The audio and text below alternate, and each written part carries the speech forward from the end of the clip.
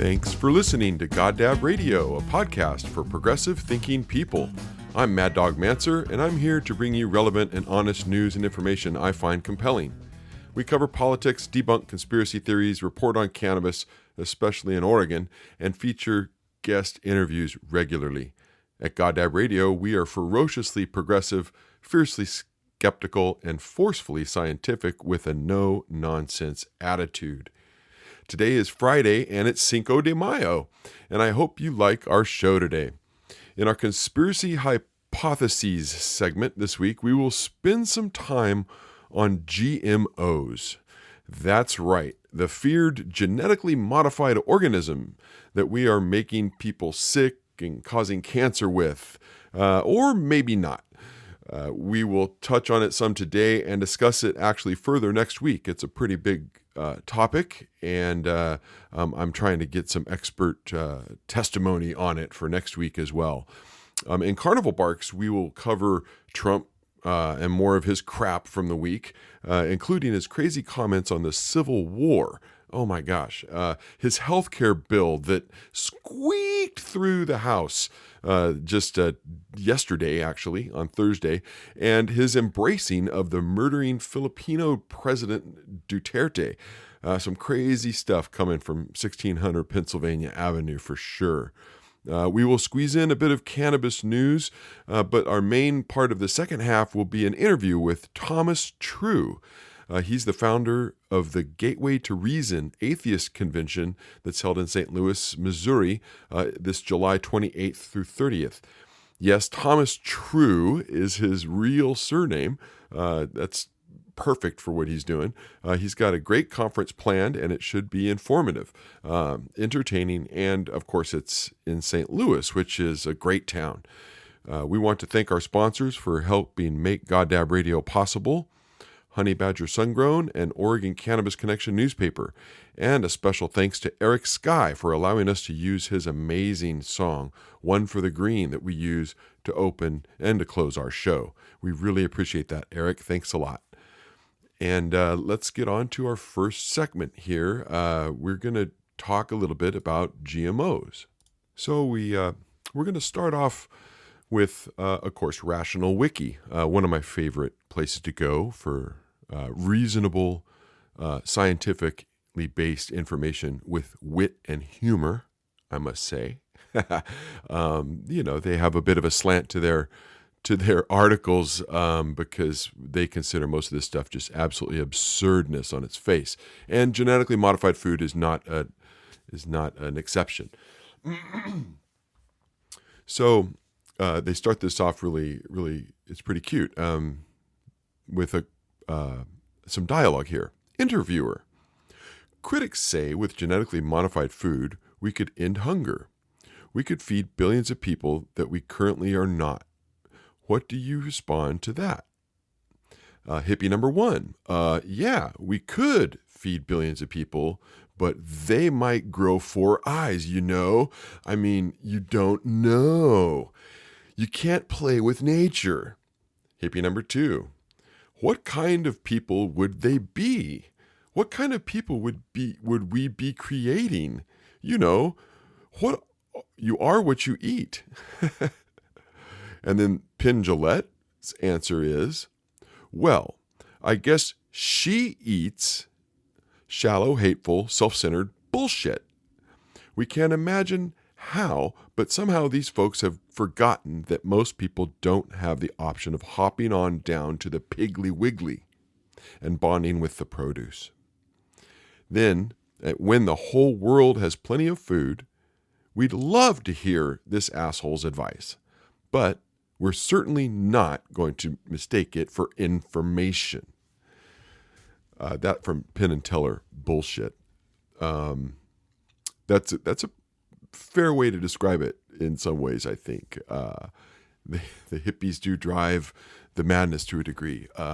Genetically modified food, or more correctly, genetically engineered food, or transgenic food is how it should be called. But it's generally abbreviated GM or GMO and GMF or GE. I've seen it as well. is food that's derived from organisms which had their genomes modified using the technique of DNA recombination. Via DNA recombination, genetic material is isolated from one organism and introduced into another. DNA recombination has the advantages that the source and target organisms need not be sexually compatible, and that transfer of genes can be specific or including only a single desired trait. Unlike conventional breeding, which requires sexual compatibility, like same kind of monkeys or same kind of lizards or whatever it may be, you're human to human, but not human and dog, obviously, or not. The great one is frog and plant, obviously. But since the early 2000s, genetic modification has become the subject of intense debate. Opponents of GMF claim that GMF production and consumption would have adverse environmental or health effects, and that for-profit GMF companies, notably Monsanto, are screwing farmers and or plotting to control the world food supply. Some simply claim that GMF is inherently unnatural. Proponents of GMF claim that GM technology has been the subject of a manufacturersy and accuse opponents of spreading misinformation through the media. Current scientific consensus is that GMF is as safe for human consumption as organic food, and as such, the World Health Organization only requires standard food safety assessment based on the Codex Alimentarius. While nuanced criticism does exist, opponents of GMF have an unfortunate habit of slipping into pseudoscience. And just for reference, the Codex Alimentarius is a compilation of safety guidelines and handling standards published by a branch of the World Health Organization. As of 2014, the countries with the highest GM crop areas were the United States, 73 million hectares, Brazil with 42 million, Argentina with 24, Canada with 12, and India with 12. Most frequently planted crops were corn, 36 million hectares, soybean, 32 million, cotton, 12 million, and canola. Oregon, of course, is very familiar with canola production. They do grow that frequently here. GMF traits. So far, all GMFs on the market are plants.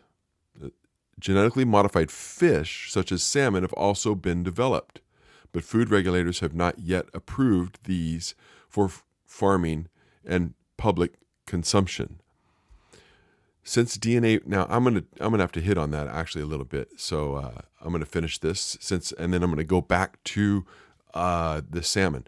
Since DNA recombination is a very powerful technique which allows for most arbitrary modifications to be introduced into the genome, GMF can have a variety of traits which are extremely unlikely to occur in nature, but not impossible, and cannot be obtained using conventional methods of breeding.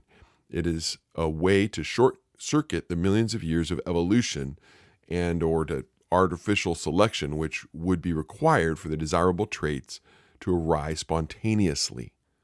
This includes resistance to pests, viruses, herbicides, drought tolerance, and improved nutritional value. All of those.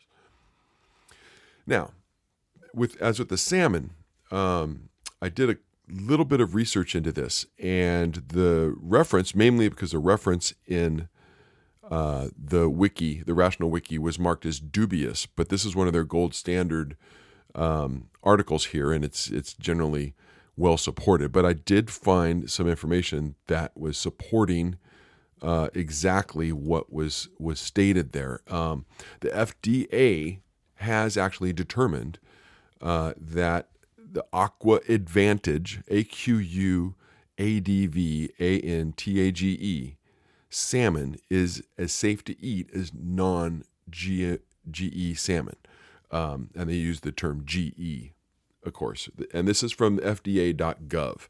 Now, I know the conspiracy theorists out there are going to think that, well, it's FDA, so how can you trust anything they're saying? But I'm a scientist, and the FDA is stacked full of scientists that do science. So I tend to believe what they found, and they back it up with real information, not just hyperbole. So it's all there. If you go and if you Google genetically modified salmon, it's pretty much at the top of the list. FDA salmon genetic is what I Googled, and it was the first main article that popped up from the FDA. So I encourage you to go check that out, because I think it'll make you be like, wow, they're going to have genetically modified salmon. But according to this article, there has been it hasn't been approved because the USDA has blocked it, and some other department, and I could not find information supporting that. So I'm not sure if that's real or not. So, but we're going to move on to this next section here before we end for today. The most common GM traits found in commercial crops focus on increasing yields by conferring immunity to pests, weeds, and diseases. The famous Roundup Ready stuff that you hear about all the time. These traits translate into easily quantifiable financial gains for the farmer, of course. So they were the first to be commercialized, because money talks, baby. That we all know that. Herbicide tolerance is one of those things. This type of trait confers immunity to an herbicide, typically glyphosate, known as Roundup. Spraying with this herbicide kills weeds without affecting the HT crop. This allows a farmer to easily avoid tillage. Tillage is normally done to control weeds, but accelerates soil erosion.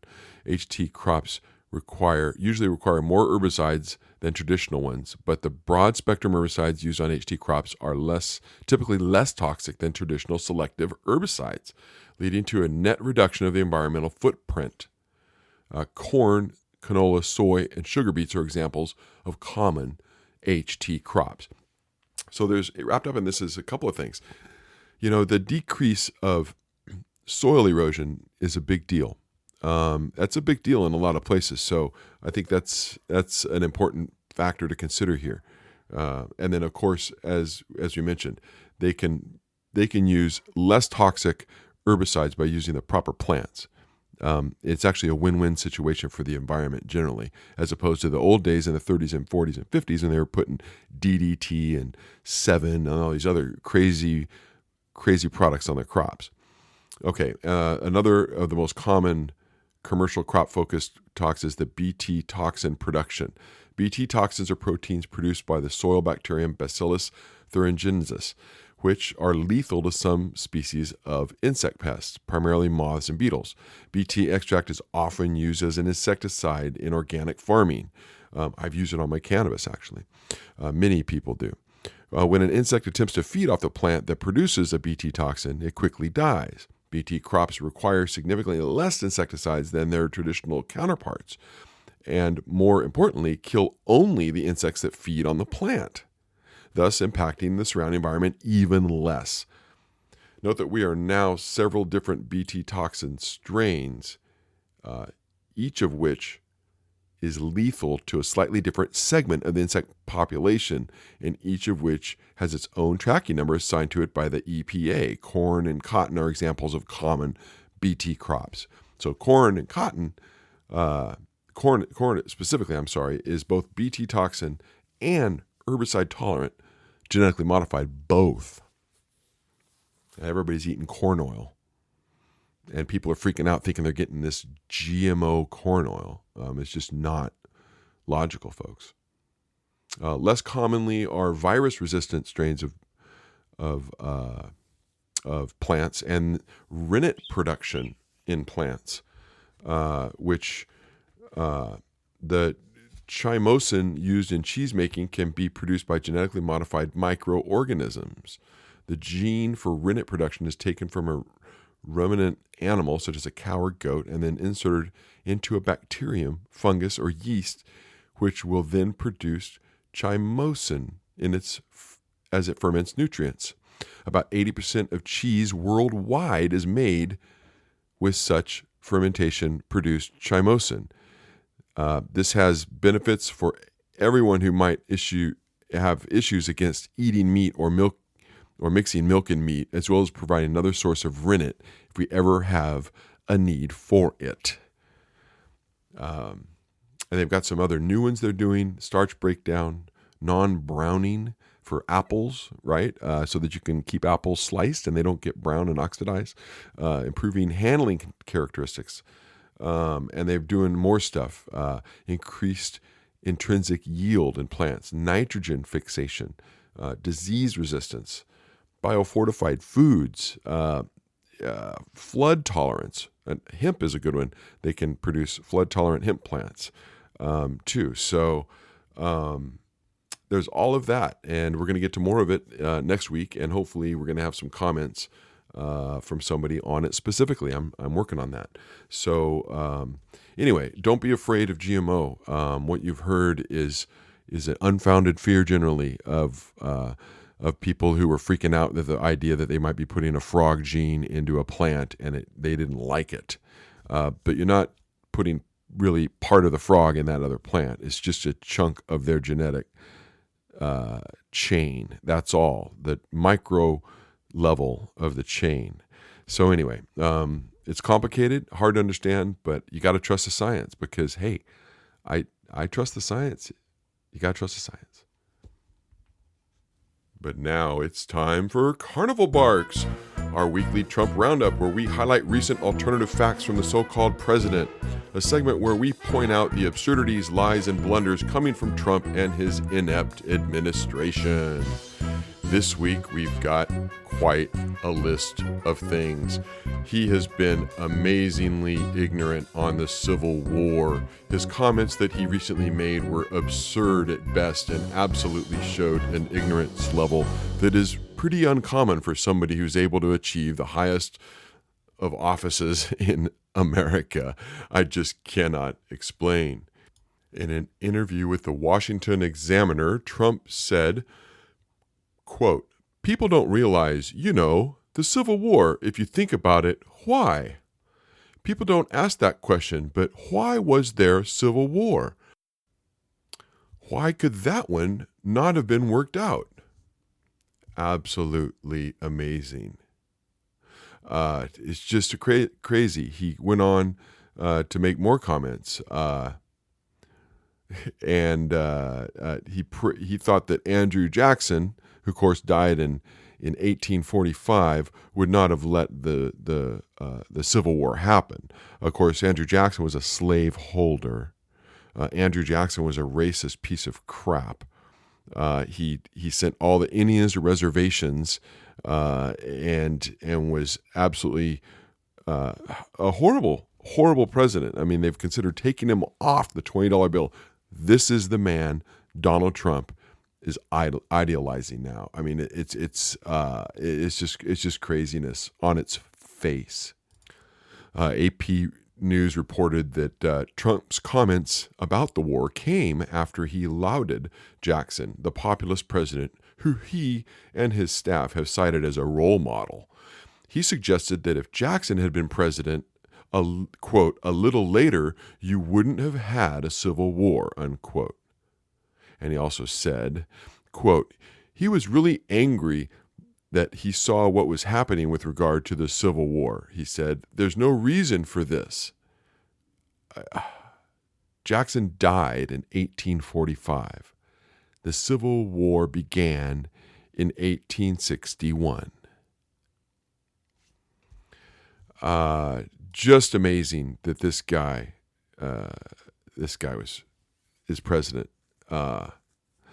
And then the experts, of course, chimed in and explained that the slavery was not the real cause of the Civil War. Of course, it was one of many factors in the creation of a Civil War, and slaves weren't freed until the Emancipation Proclamation, a couple of years into the Civil War.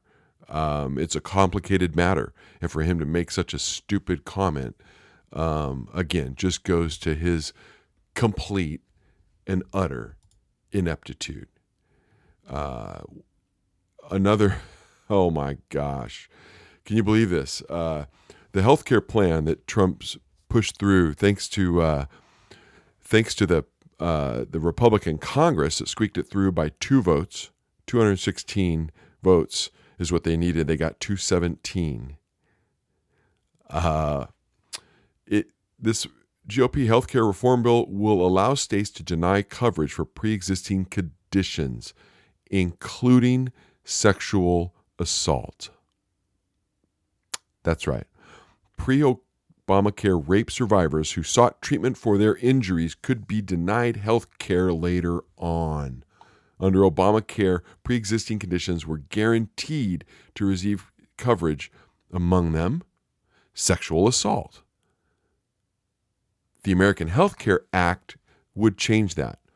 Luckily, it appears that there's not enough votes in the Senate to do it. Thank goodness, because if there were, we'd have a real problem on our hands. And we got to hope that the Senate acts responsibly and doesn't. According to what I've been hearing, it's dead on arrival. They'd have to make some major, major concessions and changes for it to not be dead on arrival. So I would say let's watch for that. See what happens. I think it's going to die, though. All right, and then of course there's this Duarte endorsement. It's just crazy. Last Saturday, the White House saw it as part of diplomatic outreach to Southeast Asian leaders by contacting President Rodrigo Duterte of the Philippines on Saturday.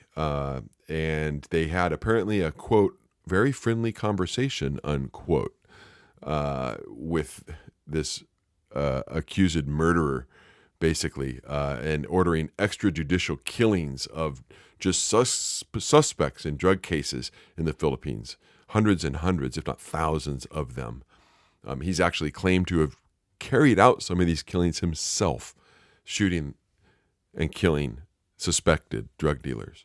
No case in court, no trial. And of course, there's been just tons of criticism.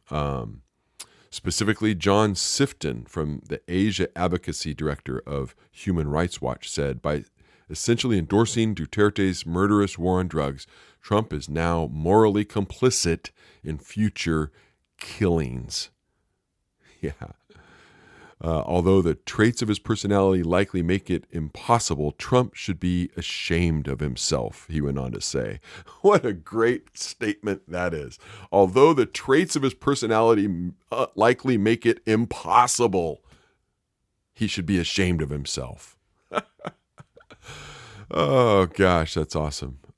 Senator Murphy, a Democrat from Connecticut, mentioned on Twitter, quote, "We are watching in real time as the American human rights bully pulpit disintegrates into ash," unquote. Well, I do like Chris Murphy a lot.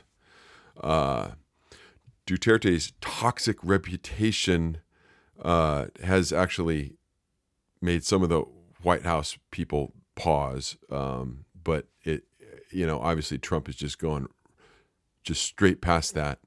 And he loves all these strong men, right? He loves even President Assad of Syria until he dropped that chemical bomb. He loves Putin, of course. They're buddies. I mean, he would shine Putin's shoes, I'm sure. He may have to because he may owe Putin so much money. Who knows? And Reince Priebus specifically drew a connection between the visit by Duterte and the tensions with North Korea. You believe it or not, he thinks that it needed pressure on North Korea on its nuclear and ballistic missile programs, that strengthening their ties with Duterte helps with that somehow. Just amazing. And remember, Trump did not even host the Chinese president, Xi Jinping, at the White House. They were in Palm Beach, Florida, at the Mar-a-Lago estate. Remember? Crazy. Absolute craziness. Anyway, so those just three of the things that happened this past week in Trump land. Good Lord, our so-called president is such a faker. He lies, and then he embraces these murderous leaders. I can only imagine Jacob Buderos of Direct Action Alliance, who's also from the Philippines, we've had on this show a couple of times, is probably beside himself with what's been happening between Trump and Duterte. I can only imagine. Only imagine. Wow. Anyway, okay. I think we should probably here move on to our sponsors. Let's bring in our sponsors for the show. At Honey Badger Sungrown, they care about providing natural products. There are no chemical pesticides and no chemical fertilizers used in their cannabis grow, and they are motivated with a passion for natural cultivation. They take pride in sustainable and environmentally friendly cultivation and produce their product on the beautiful Willamette Valley floor. Honey Badger Cannabis is available at a number of dispensaries, including Grow High Station in Portland and Stash Cannabis Company in Beaverton. Ask for Honey Badger Sungrown products at your dispensary. You can visit them online at www.honeybadgersungrown.com. Are you interested in cannabis? Do you work in the industry? If so, you should pick up a copy of the Oregon Cannabis Connection newspaper, available at over 380 locations across Oregon. We cover cannabis news and provide solid information on cannabis in Oregon and nationwide. Find us online at www.occnewspaper.com or pick up a copy at one of our distribution locations. We offer an interactive map on our website for your convenience. Oregon Cannabis Connection, connecting the cannabis community in Oregon since 2010. All right, welcome back to Goddab Radio and our second half of our show. It's Cinco de Mayo, and we're excited to have a cool show for you today. We got a little cannabis news we're going to cover here, specifically a story from Colorado first on the cannabis seed-to-sale system leaking cannabis into the black market. The metric cannabis system in Colorado is suffering some leakage from the supposedly stringent seed-to-sale system designed to prevent diversion from their regulated adult use market. Although regulators have determined there have been numerous violations, it's impossible to tell just how much marijuana is escaping the system and making it to the black market where it's untaxed and unregulated. They have, in the meantime, issued over $680,000 in fines on licensees that have been deemed in violation of the laws. The loopholes appear to be in the gray area where there are allowable losses under the rules. Retail outlets have been fined for selling cannabis outside the taxed and regulated systems after reporting cannabis as damaged or contaminated. Under the Colorado tracking system, regulators are supposed to be able to monitor all the inputs and outputs in the system by tracking every single plant used to produce cannabis for the legal market. Under this plan, plants are tracked, harvest is tracked, and the finished product amounts are supposed to be recorded and tracked until it is sold to the consumer. A person can already start to imagine the massive opportunities to divert product from a registered and licensed grow site, let alone the dispensaries. However, the fines were primarily assessed on dispensaries for an array of violations. KDRV Fox 31 in Denver reported, a seasoned dispensary employee named Marcus explained how pot routinely disappears, and although the amounts seem small to state regulators, the profits for those who are manipulating the system are good. Quote, there are many ways to be able to manipulate those numbers, and there's no accountability, Marcus said. A lot of people are getting paid poorly. $1,000 or $2,000 just to shave a few grams here and there every day sounds like a real good idea, unquote. Marcus said the main goal of using waste and lost fields is usually the same, to fool state regulators into thinking some marijuana has dropped on the floor or contains too many mites, and then sell that missing marijuana out the back door. Oh, wow. Imagine. Diversion from the regulated system remains a major problem in legal marijuana states. In fact, in Oregon, we use the metric system as well, the same one they're using in Colorado. Lawmakers are wrestling with different systems to try to find a solution to the obvious problem. How do you control a plant that grows like a weed. Of course, here in Oregon also, anyone over the age of 21 that has a permission from their landlord basically can grow cannabis at home for plants, as long as your city allows it. You may have to grow it indoors in some cities, but many counties allow anyone to grow up to 4 plants. And if you do that outdoors, you're going to get a lot of cannabis from that harvest, probably more than you really need. Where's that going to go? Come on, let's get serious. There's lots of ways for the leakage to happen. There's no doubt about it. Well, the OLCC, the Oregon Liquor Control Commission, approved a medical bump-up canopy for commercial growers in Oregon, which is kind of a unique thing. And it really could be the first sign of the final demise of the OMMP program as we know it. So this message from it's a press release from the OLCC. They established sharing framework between producers and patients by doing this bump-up canopy. The Oregon Liquor Control Commission approved rules allowing growers licensed in Oregon's recreational marijuana program to grow marijuana specifically for Oregon Medical Marijuana Program cardholders. Under this medical bump-up arrangement, recreational producers will be allowed to grow additional canopy above what is allowed in their OLCC license. The new rules allow producers to enter into agreements with OMP cardholders. However, a medical cardholder can only have one assigned grower. Producers that decide to add medical bump-up canopy can transfer usable marijuana to an OMP cardholder. If a cardholder allows, a producer may transfer excess to other cardholders and caregivers, and OMP dispensaries and processors.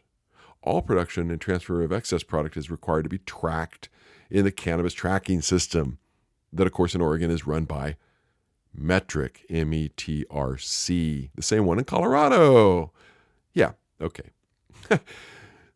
Quote, this will be the first medically grown marijuana in Oregon under regulations that meet the compliance guidelines of the Federal Coal Memo, said Marvin Revol, acting chair of the OLCC. It's important that we keep legally produced marijuana from being diverted to the illegal market. And again, Oregon's leadership allows that both medical and recreational marijuana can be regulated together. Yeah, right. With the metric system. And there's not going to be diversion. Right. It's just stupid, really, on its face. The OLCC already allows the sale of medical-grade marijuana products by its licensed retailers, and those products amount to about 14% of sales to the OLCC-regulated environment. Under the bump-up rules, up to 25% of the yield grown for an OMP cardholder can be sold to OMP processors and dispensaries. That's a little boon for the commercial growers. Can you imagine? This quote, this approach strikes a balance in that it will cover the need of the majority of OMP cardholders, said Stephen Marks, executive director of the OLCC. At the same time, the OLCC wants to help patients who are seriously ill be able to obtain whatever amount of cannabis-derived medicine they need to treat their illnesses. Because what are they going to do? The OLCC is going to monitor how much is given out. Yeah. The overreach of the OLCC here in Oregon never ceases to amaze me. I tell you that right now. And then our last story here is a little ditty that I wrote earlier today about Governor Mary Fallin in Oklahoma.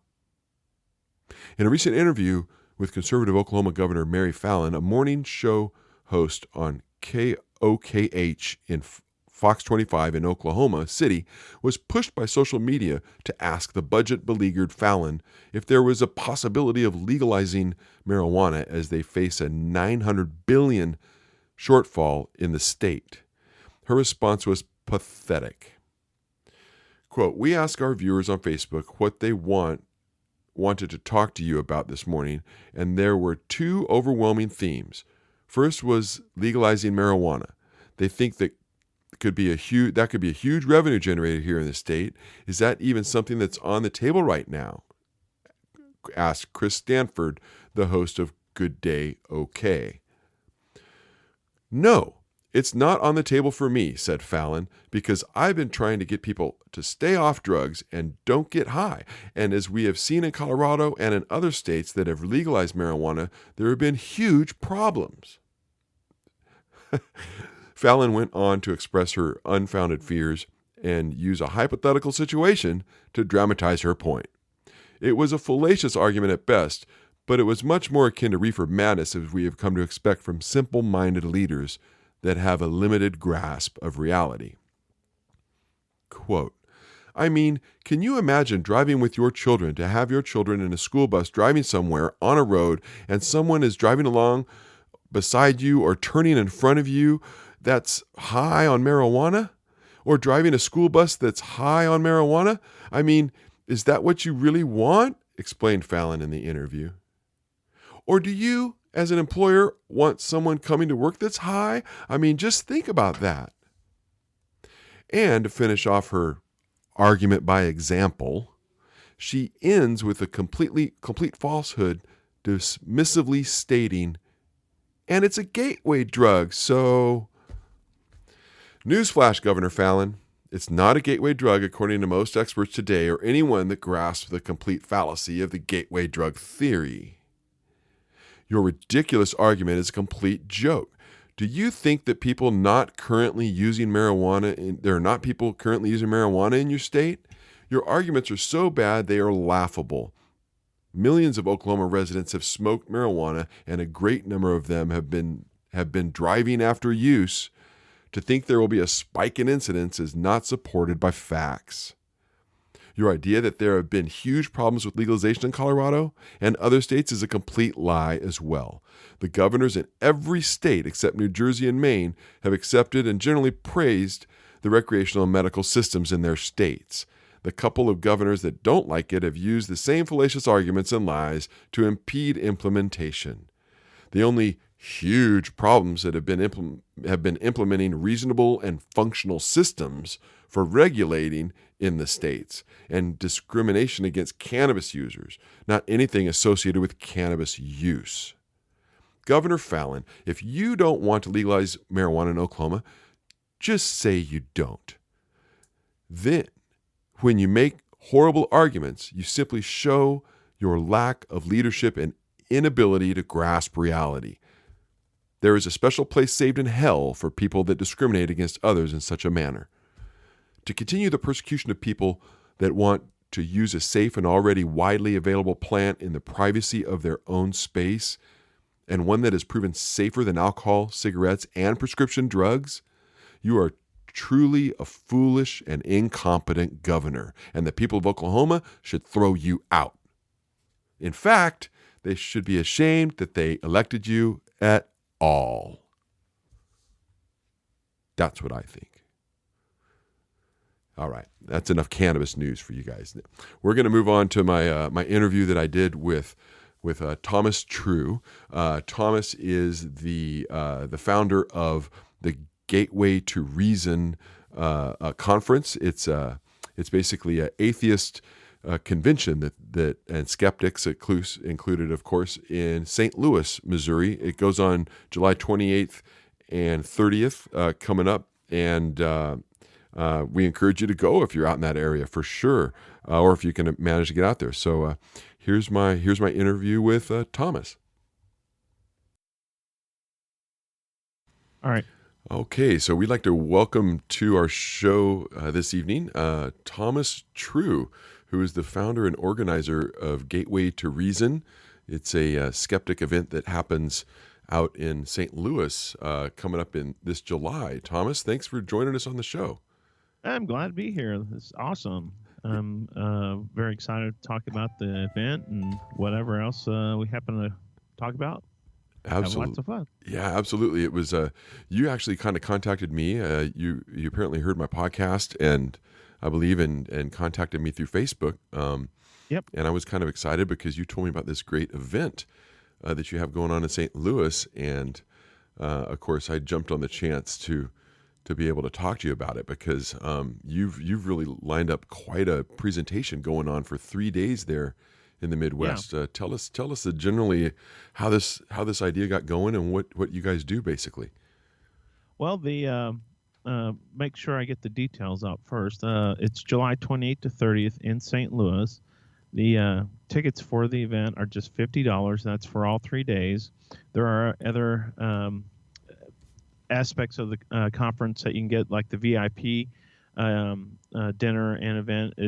I just expanded that to 4 hours, so that's going to be $100 for that. Gets you dinner, a comedy show, and some music afterwards. Plus, you get preferential seating in the event itself. But back to your question, I believe you were asking about how we got started with this. Is that right? Yeah. That's kind of a little bit of background on what made this happen and stuff for our skeptic listeners that are into that sort of thing. Not everybody who listens to my show is necessarily a skeptic, but I think Sure. a large portion of them are. So And we welcome all kinds of people. As long as you're friendly, you're welcome to come.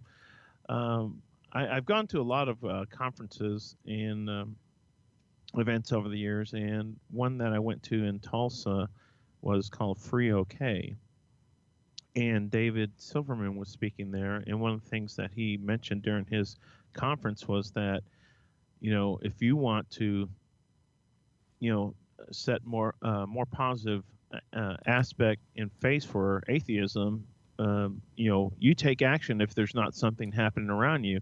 If there is, get involved with it. But if there's not, take initiative and be a positive face for atheism.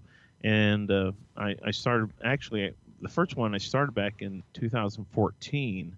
It took that long, about 14, 15 months to plan it. So basically, from David Silverman's talk and trying to get things organized here in the St. Louis area, I came up with the first Gateway to Reason in 2015. excellent. Pretty much did all the work myself, but I had a little bit of help, and that was on the campus of Washington University. Went off really well. Kept the planning of it really simple. I sell tickets. I have money to fund it. I didn't realize that was kind of a weird way to do it. Oh Kind of yeah. made sense. I mean, to rely on your ticket sales to fund it. Yeah. I thought that was just how everybody did it. I guess I didn't hear that some people get Vendors. That's well, what I would vendors do. are a different aspect, but sponsors who can help fund it up front, Oh, right. Yeah. and then as it comes in, they can either get paid back or it goes into the fund and all that kind of stuff. Right. So that's how I did the second one too. The first one was successful. I did the second one the same way. Well, I guess either the first one was so successful they figured somebody was bankrolling it, but it wasn't. And during the entire year leading up to the one last year that I had to cancel, I got less money than I did in 1 month prior to the conference. So, people kept saying, "Oh, it'll happen. Stay with it," and so I did, and it's my decision, and so I kept waiting and never really picked up. So I had to cancel it. Well, luckily, one of the people who were at the first one um, was planning to attend. He was very disappointed when it got canceled. He was going to buy his tickets at the door. Oh, He's going to right. get 10 of them. He's like, well, I could have used that, a month ago. Because basically in a conference, what you have is, it's not like you have like a chest of money where all the money's getting put in. When you buy a ticket, that goes out to pay for one of the sponsors, airline tickets, or for promotion of the event, Right. or for me to go to a conference to promote the conference to.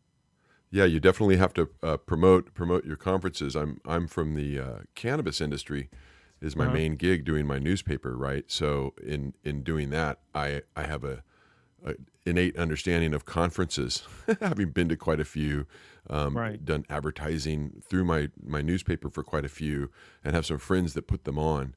But what you said is totally true. There's different ways to do it. I mean, some people have vendors that pay for it all, and they're like vendor/sponsors, so they can put up a Right. table and display stuff. And then there's I've been to conferences that have nothing, and it's completely sponsored by one or two big names that just throw down $5 or $10 a piece to cover the rental of the hall and some basic coverage, and then everything else is pretty much paid for with the fees at the door. But I applaud Well, you for pulling it off with depends. nothing the first time. That's awesome. It kind of depends on what the conference itself is offering to the speakers. I've attended some where the people who speak actually have to pay for their own airfare and hotel rooms. Oh, yeah. To No, I know. be the, and I'm to the point that I've always thought, well, if you're inviting somebody to speak at your conference, at least you can get them a freaking room in the way there. I think try you're a to generous do guy, a little though. bit more. A lot of On the conferences first don't. one, I was fortunate. Most of the people waived their honorarium, so we're going to be, taking care of that according to their individual requirements this year. So that has also raised the cost a little bit this year too. Excuse me. And but before I go much further, with the patron who stepped forward, definitely this conference is going to go forward. I mean, we have the money, we have the location, and we have the lineup, which it's just an amazing lineup that we have with the speakers. Altogether, there's going to be over 30 people speaking between main speakers, the comedy show, and panels, and so on and so forth. So some of the names include, like I mentioned earlier, David Smalley, Mandisa Thomas, Matt Dillahunty, Keith Jensen, Phil Ferguson, David McAfee. I always want to say McAfee because I think that's how I was taught to say it, but everyone that I hear says it McAfee. McAfee, right. Steve Hill, Seth Andrews, Brother Sam Singleton, Arn Ra, just to name a few. Yeah, Seth Andrews, that's great too. I'm sort of new to the skeptic world, so I've been a skeptic for years, but I really haven't gotten into into close with anybody. And there's just a few skeptics that I've kind of followed over the years, and actually one of those is Seth Andrews. But I'm going to be interested to see these other speakers if I could ever even make it out there. What are the possibilities of you getting video of this and putting some of that online? Is that a possibility? My background is in photojournalism, and I know the amount of money and time it takes to create good videos, and the conference really isn't at the level financially to where I personally feel that we can do that well. Right. Now, if somebody wants to step up and do that, I'm more than willing to accommodate them, make sure that they get, taken care of in the way that will help them make a good product as good as best we can. Because, like I said, my background is in photojournalism, and if you are willing to do that as something to help your own organization, well, I'll give you access to it. Let's float that. Let's float that out there for people that might be listening that are in that area, because hey, you never know what someone might be able to help you with. I like I said, I'm willing to accommodate them. It's not like you just have to sit on a tripod or platform and shoot the stage. No, if you want to do this, you can move about throughout the conference, interview people, get up on stage, whatever it takes to make a product good for you. Right, that would be great. Yeah, because it's more than just having a single camera generally. Although that's a big deal, is having a one good quality camera and being tied into the, the mixer board to get the audio so that you get that nice and crisp. At a worst comes to worst situation, I'll probably do something you do the where audio. I get somebody who will, maybe rent a camera to where we can get at least some video that we can put on YouTube afterwards. But my standards of quality are as such that I want it to look good and be well edited. if I'm going to be involved with it directly. You know what I'm saying? Absolutely. Hey, if you can get somebody to capture just the audio, we'd be happy to host it on GodDab Radio's Okay. podcast site. We could set that up and do a little article, and because I have a little blog going on there, and yeah, that would be great There's too. a So few little stipulations about doing it live. Obviously, if somebody does it live, that's I can't really do too much about that.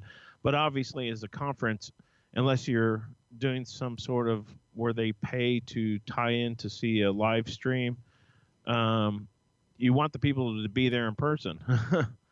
right. No, I wouldn't necessarily do it that's kind of the live. point. I would just You know, capture the audio so that it could be presented, 30 days after the event kind sure, of thing. yeah. Yeah.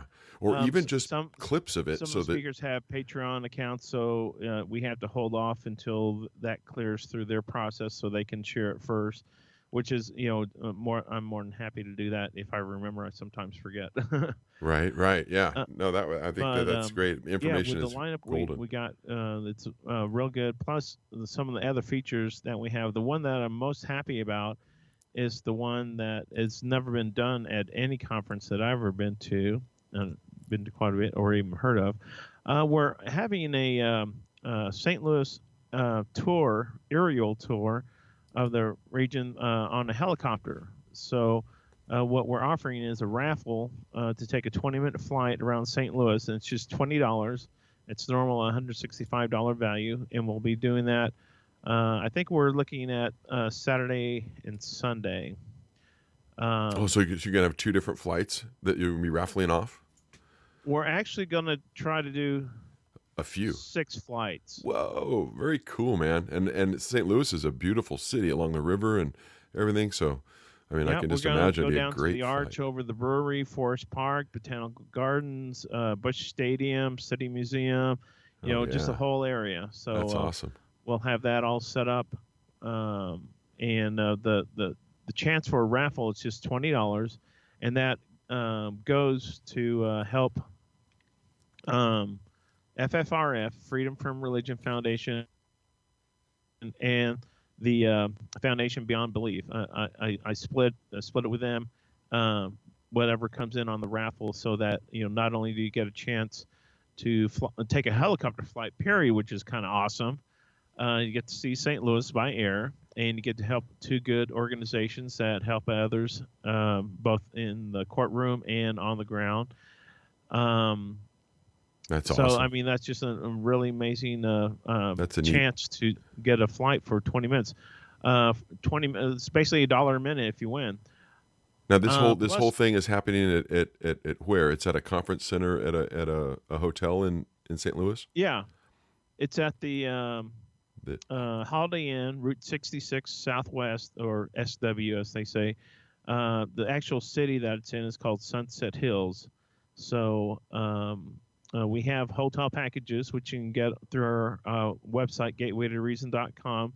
Just click on the lodging button, and that'll take you in there. You can either get your individual room, booking it through the hotel through our code, or you can book in our combo packages as well. So we have some combo packages for 1 person or 2, which include your VIP, your general admission tickets, where you get your breakfast for you, get you some raffle tickets on a helicopter ride, and it's just a really great thing. So I'm real excited about that. But one thing I was wanting to add on the helicopter ride, we're going to have one of the speakers on the flight with you. So, like, Oh, you okay. might get a chance to ride the helicopter with like Seth Andrews or Medisa Thomas, or we haven't picked the celebrities yet. We want to make sure that they're all good with actual flying on the helicopter before we pick them. But so far, everyone I mentioned that to has been fine with it. Right. So that's really cool. I mean, so I'm looking here on the website.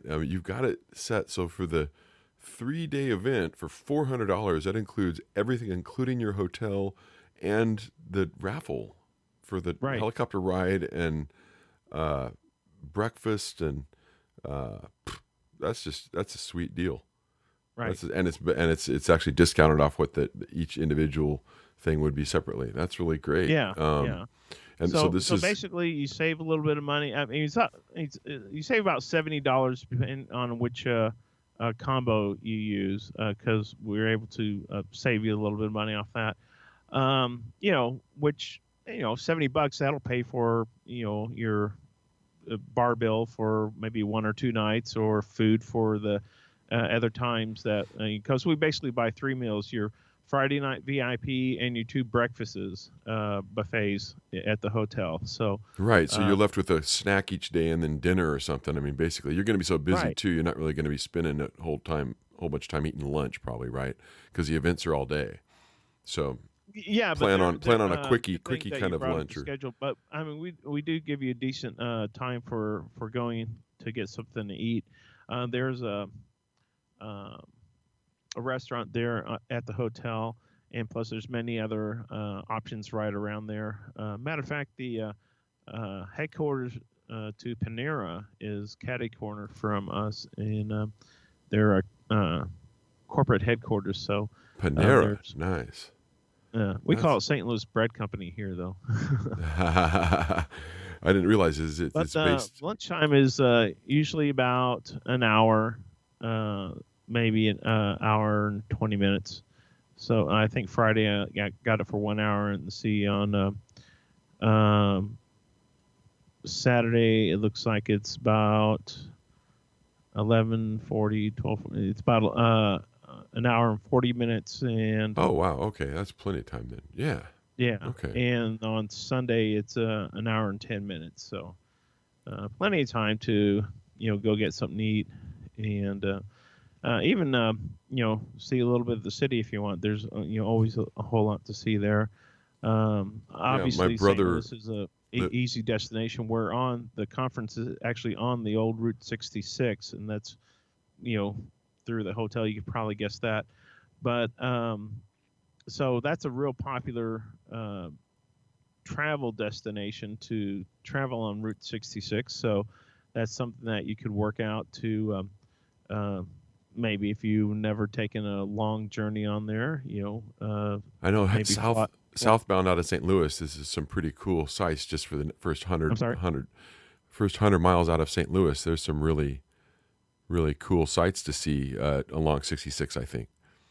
Yeah, both north and south. If you go up, because it doesn't actually exist anymore. It's more a historical road, but basically Interstate 55 into St. Louis, then Interstate 44 going south out of St. Louis are the two of the main highways that have replaced it. And so going up the 100 miles north, you hit Springfield, Illinois. Then going 100 miles south, you go to about Rolla, Missouri, and there's all kinds of places in between there. But yeah, it's pretty fun. And another thing that we're having that is pretty unique is a costume cosplay contest. And again, that's a 50-50 type of contest where we'll have little boxes set up to where you can vote for people who are wearing costumes like what you like the best. Ballot stuffing is encouraged. So, and again, that's going to help the Freedom from Religion Foundation and Foundation Beyond Belief. Excellent. It'll get a 50-50 split. Is something they do here in St. Louis. So just explain that, make sure people know what that means. Is that when the winner is selected, let's say they get $100, that means it's split 50-50. 50 goes to the winner, then 50 goes to the charities, and of course it'll be split 50-50 between them. So Right. so that's how come we say stuff the ballot boxes. We'll give you change if you need it. So Right. plus people get to have a lot of fun. That sounds great, man. So I encourage everybody to check this out. It's happening the weekend of July 28th, 29th, and 30th in St. Yep. Louis, or just south of St. Louis, but essentially St. Louis. It's a suburb close in there. Right. Yeah. Basically. And for this is the second time you've done this, and it's gonna. You hope to have this be an annual event going forward. Is that right? Yeah. We're basically rebooting it after that second one canceled, so we're kind of rebooting to like the first one. So the goal is to keep it growing each year after year, and they got a big dome downtown that's not being used for football anymore. I figure we might as well use that. Oh, there you go. Yeah. Yeah, that would be great. So just $50 for the general admission. Add $100 for the VIP. We got hotel packages, raffles for helicopter rides, and all kinds of good stuff. All right, and what's your website where people can find all this great information? Gatewaytoreason.com. Gatewaytoreason.com. On every page, I have a button that says "Buy Tickets." So all you have to do is click that, and it'll take you to the Eventbrite page and tell you all the information there, location. And if you are a vendor interested in having a table here, we have my media and communications director. Her email is sarah@gatewaytoreason.com, and she'll help you with that.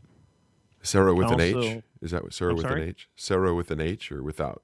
Yeah. SARAH. Sarah@gatewaytoreason.com. Okay, great. And of course, that's on the website too. Students get a discount for their tickets. It's on the webpage. You have to bring your student ID. Being that summer, it can be from the prior semester or prior term that you were in. But yeah, that can save you a little bit of money too. Excellent. What else we got here? Got to educate the children for sure, and the younger adults. They, and they're very malleable now. It's a good time to kind of catch them, I think. So. Oh, absolutely, yeah. So. All right. Well, that's great. Check out the speakers. Check out the schedule. Yeah, there's a whole bunch of information on this website. The ticket information, the information about the hotel. It's all here. Bios on the speakers. It's a great website, man. You got lots of great information on there. So I encourage everybody to check this out if you're going to be in St. Louis or have the means to travel there for this event. Always can catch a baseball game while you're there. Do you know if they're going to be in town that weekend? I believe they're playing. Milwaukee during that time in town. All right, there you go. Trip to St. Louis. All right. Well, I'll see you in St. Louis. Get your kicks on Route 66. Perfect. All right, everybody. And Thomas True from Gateway to Reason, the Atheist Convention in St. Louis, coming July 28th, 29th, and 30th this coming summer. Thanks for being on with us, Thomas. It's been a pleasure. All right. I hope you guys enjoyed that interview. It sounds like a real good time out there. You got the helicopter rides would be awesome. Of course, the Cardinals are in town. It sounds like they're playing the Milwaukee Brewers. That would be awesome to go to a Cardinal game, of course, and of course to soak up some of the wisdom that you're going to learn at that kind of a conference. It should be a great time out there. And we want to thank everybody for tuning in and listening to GodDab Radio this week. We're here every Friday from starting at 3:00. You can upload our podcast. We're available on iTunes, on Stitcher, on TuneIn. We're available on Google Play. We're now available on iHeartRadio. Or you can, of course, just go straight to our website at www.goddabradio.com. And you can subscribe, and we will email you a link to each episode as we do it on Friday. So thanks again for listening, and tune in again next week for GodDab Radio. I'm Mad Dog Manser, and thanks for listening, folks.